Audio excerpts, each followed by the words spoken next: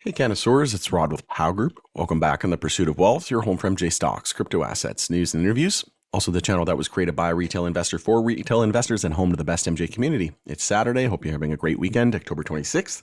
And in this video, we're going to do another rapid fire news update for October 19th to the 25th. And again, it's not a deep dive detail. It's just a high level overview in case you missed it. Before we get to it, make sure to smash the like. If you're new, you can subscribe. Tick the bell. You'll be notified on any future videos or when they go live. You can also follow us over on X, formerly Twitter. Handle for that is @GroupPow. Going to be using that as my platform of choice going forward. A lot of news, so we'll jump right to it. The MJ Herald reports that MJ rescheduling is going to be taking place in 6 weeks, and the final ruling is expected to come soon after. So we're talking about somewhere around January to March, and then it could be, another few months after that. So it's looking like some point in 2025, I would say mid 2025, looks like it's very realistic to see MJ rescheduling happen. That'll be removal of 280E, and a lot of additional research will be able to be conducted. So I do think that's the most likely scenario. And while it's been frustrating, the rollout has been pushed back. It's on its surefire path, in my opinion. And again, they're following due process. So I think, overall, we were told that this could take anywhere from like 5 to 7 years to be rescheduled. So the fact that, it could be rescheduled in 2025, just after the DEA announced it on April 30th, I would say we're going a lot faster than what many pundits expected. SNDL closes the Nova Cannabis acquisition. Don't think that anybody expected any hiccups there. Also, Curaleaf sells election-themed weed. You got yourself some Obama Kush. You got Space Jill, Kamala Kush, Donald OG. So interesting. If anybody has tried any of these strains, let me know. Also, Willie Nelson making rounds in the news as he and Colorado governor rally the MJ community to support Kamala Harris for president. And we've got some information coming later on in the video pertaining to Harris and some of her items on the to-do list. And spoiler alert, MJ legalization at the recreational level is on there. Trulieve opens 155th medical MJ dispensary in Florida, 6th in Orlando. We also have Village Farms International providing an update on their NASDAQ listing.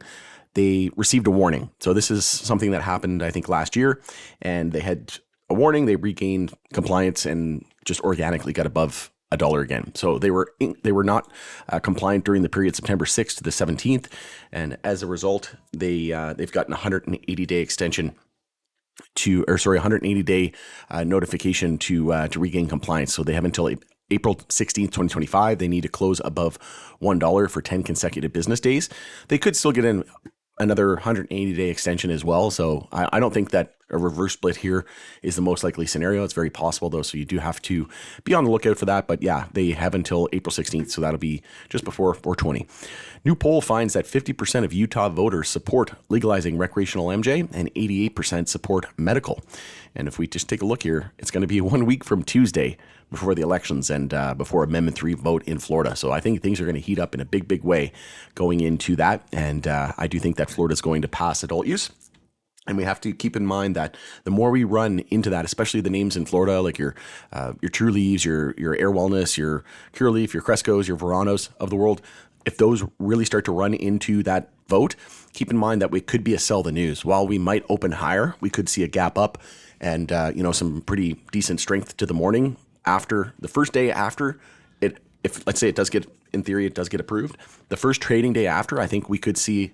And again, it's all going to be dependent on how much we run into that, or if we're pulling back into that, could be a completely different scenario. So we'll keep an eye on it. But if we run into that and then we gap up, I think would be the most likely scenario, and then a pretty big sell-off if that's if that ends up being the outcome. So that's what I'm looking at the moment. But again, we'll check in a little bit closer to the election and see how much we've run into that. Legislative committee in Ireland calls for MJ legalization and decriminalization of all illicit drugs. And I think this is just a matter of when, not if. I think a lot of countries and states and provinces, a lot of places around the world are looking to decriminalize, right? You can't be ruining people's lives just because, they have a problem with, drugs or something like that, right? It's no reason to, people struggle with different things, right? Mental illnesses and whatnot, to just remove people's ability to get a job or a home or any kind of lending. It's ludicrous. So, I'm not, it's not that it's hard to say, there's definitely a fine line there, but I do think that, as long as you're just possessing it and you're not doing any kind of trafficking, well, I don't think that you should be treated as a criminal per se. So I do support that, but overall, I love the fact that we're seeing many countries around the world start to embrace medicine of the future. And MJ is just, it's so early, it's not even funny. And it's laughable where we are, right? Like in Canada, we've been legal for 6 years, and there's still some places in the world where you get the death penalty from just simple possession of MJ. So, the times are changing, but it happens very slowly, right? Anything at the government level. So we'll get there. We just have to be patient. I know we've been very patient, but we just need to be a little bit more patient. New poll shows that 66% of voters support Florida weed legalization bid. And I've been saying for a while now, this is coming directly from Forbes, that I do think it's going to come in somewhere around the mid 60 percentile in favor of. And this would, and again, we don't want to pay too much attention to the polls and things like that until about a week or so ahead. And this is exactly what we want to see. About a week and what is it, like 10 days before the elections, 9-10 days. Then, I'm starting to put more weight behind these polls. So again, this is what I've been saying, somewhere around the mid 60 percentile. I've been saying that for many months now. And I do think that that's going to be the case. And as we approach, this is just solidifying that. So love that we're right around that mid 60 percentile here with around 1 week to go. It's looking really, really good. And believe me, Florida is going to be massive for this industry. It's Republican, right? We know that Trump's in support of it. So it's just going to be a domino effect. And it's going to be, in my opinion, the biggest market in the United States and maybe even in the world in terms of, per capita. Also, a study from Ganjapreneur, CBD kills 100% of yellow fever mosquito larvae. So again, medicine of the future, all these different studies and trials and research that are going to be done. And then, like I said, can't wait to hit AI with it, because just imagine what's going to happen. And, look at AI today. What's going to happen when AI is advanced in like 5 years from now, and we don't have all of these roadblocks with regards to, research and, with rescheduling and all that. It's going to make it easier. And then throw AI at it. Oh man, we're going to hit some scientific breakthroughs that I think people just didn't think were possible. It's going to be an exciting time ahead. And then, AI from a cultivation standpoint, right? There's so much potential. It's not even funny. Curaleaf announces the opening of a new dispensary in Miami, Florida on Bird Road as they continue to ramp up in anticipation of adult use and Amendment 3 getting passed. Poll shows that 59% of Nebraska voters back medical MJ legalization initiatives. We also had an update here from Tilray Brands. So exciting times. Exciting things are growing at Broken Coast, and a new strain is coming soon. So stay tuned for more updates. Here's the plant there. Wow. I never actually zoomed up on it, but look at that monster. Oh man, that looks fantastic. Can't wait to see what the new strain is and try it out. High Tide to open first Canna Cabana in Kingston, Ontario, as they continue to roll out their stores in Ontario after they doubled it from 75 to 150. Leafly to announce third quarter 2024 financial results on November 7th, 2024. We also have more earnings from SNDL. They're going to be announcing their third quarter on Election Day, which is interesting enough. But results on November 5th. And that's going to be before the market opens on Tuesday, November 5th. So interesting timing there from SNDL. See if it gets overshadowed or if we get some serious tailwinds.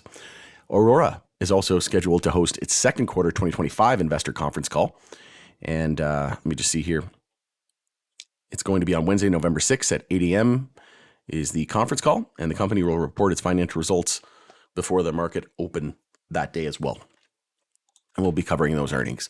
Puerto Rico's governor advocates for decriminalization of controlled substances amid fentanyl crisis. So kind of similar to Ireland as well.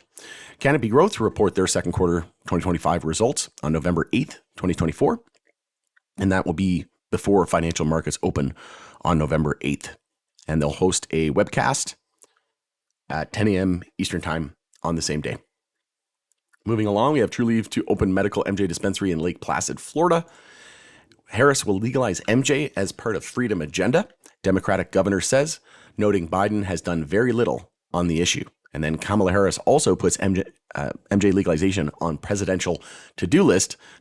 She's like, oh, well, Trump has an enemy list. I have a to-do list. And this is right alongside border security. reproductive rights, and more. So if we scroll down here, see Trump has an enemies list. I have a to-do list. So I'm not endorsing anyone, but a pretty surreal feeling to see these words, these three words: legalize recreational marijuana. And I think this is a time where, many of us dreamt of it and we didn't think that the time would ever come. And this is really putting things into perspective that, this is different. This time is different. I know those words are very dangerous in the investing world, but I do feel like this time is different and they're going to continue. They've just been pushing it off.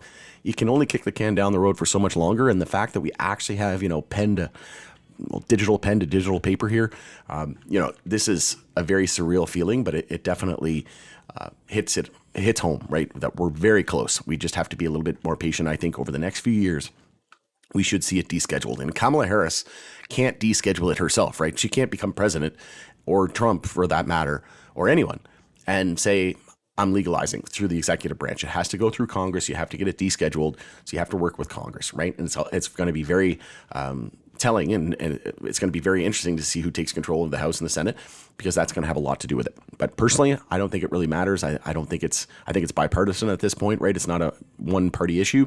So I think both are very pro, and this is the first time ever we've had a presidential ticket where both sides are in favor of it. So one might be, the Dems might be a little bit more in favor of it. Obviously, they have legalized recreational marijuana right on their to-do list. So this is very reminiscent of Canada whenever they legalized. And I think it's a lot sooner out than most people think. CBD and THC oils show anti-tumor effects in canine prostate cancer cells, which was a study reported by the MJ Herald. And again, medicine of the future.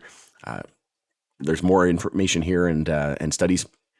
So cannabis treatment reduces chronic nerve pain with minimal to no side effects, new scientific review finds. We also have, I think there was one more, or no, that was it. But we'll jump into that in just a moment, Joe Rogan, because I'll spend a couple minutes on that. But Canadian MJ sales in August advance again. So they were up 2.6% to 465.1 million. Crazy. Love to see it though. All right, so jumping into this, unfortunately, the podcast is out with Joe Rogan and Trump. He did not mention, I didn't actually watch it all yet, but multiple people told me that they watched it and he didn't mention MJ at all. Not sure if they talked about crypto or not. I know we're an MJ-centric channel, so people only commented he didn't talk about MJ. I'm a little bit through it. I think I'm like 30 minutes in or something like that, or maybe less, but I didn't hear anything on crypto either so far, I don't think. So I was kind of listened to it while I was working out, but I'll probably listen to it later on tonight. Personally, kind of sound like the same old mumbo jumbo, but I expected it to be somewhere around 2 to 3 hours, and it was just under 3 hours. So I'll be listening to that one on 2x speed for sure. It's crazy. Some of these, like if you were to sit there and try to listen to all Joe Rogan's podcasts, it'd take you forever. But it's almost like a full work day, right? Putting in one podcast, like full 8 hours, right? Doing all the prep, and it's pretty crazy. But yeah, they didn't mention it. Not the end of the world. There's a lot of issues going on at the moment, but it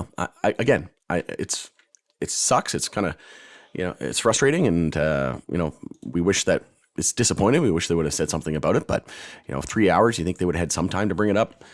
But at the end of the day, there's a lot of other issues here, and both sides, both parties are very pro MJ now. So the fact that it just keeps coming up and again, and now you're seeing it in a presidential to-do list.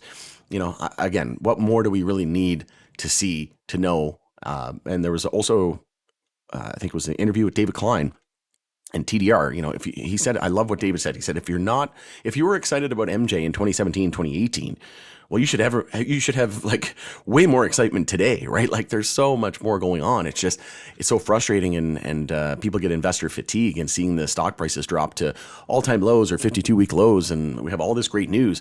Well, it's just a matter of time before, the train leaves the station and the prices explode and they don't look back, right? It's just drowning out all of the people that are impatient. And, there's a lot of diehard people when it comes to holding MJ stocks, right? They're saying, I'm never going to sell. But there's always a time where people sell because they either get frustrated, they get emotionally drained, And, it's not easy seeing your portfolio drop 80 to 90%. So that's why we have to be very, very strategic. We have to be very cautious. We have to save money on the sidelines. We have to diversify, not just in one MJ stock, but outside of MJ, and keep powder on the sidelines in case we do drop, because there's going to be another 80 to 90% correction.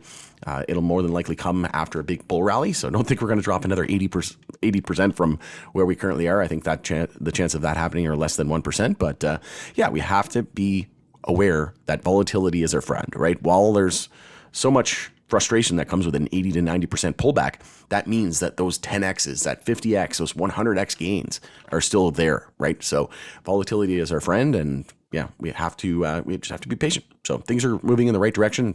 I'm very positive. Never been more bullish on the sector. So we just have to sit in, strap in, sit tight, and enjoy the ride. It's only going to happen once. All right, let me know what you think of this news. It's Rod with the Power Group. Thanks again for joining us in the Pursuit of Wealth. Enjoy the rest of your weekend, and we'll see you again on the next video.